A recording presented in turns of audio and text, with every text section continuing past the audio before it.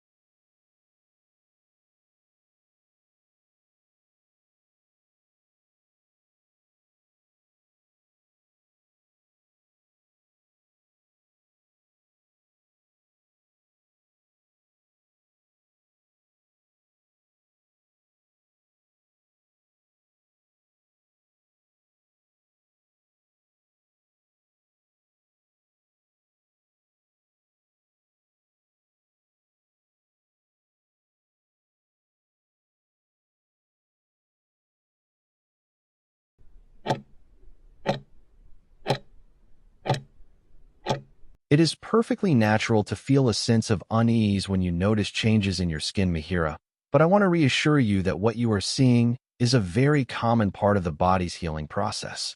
A bruise essentially occurs when a minor impact causes tiny blood vessels, known as capillaries, to break just beneath the surface of your skin.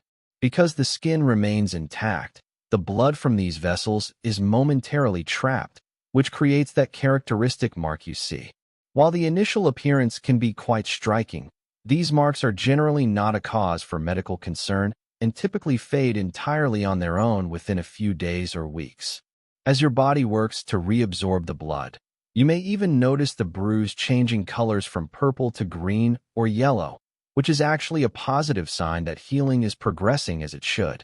You can support this process at home by gently applying a cool compress to the area or simply keeping it elevated when possible. Please rest assured that these are very routine occurrences, and your body is remarkably efficient at mending these small disruptions without any specialized intervention.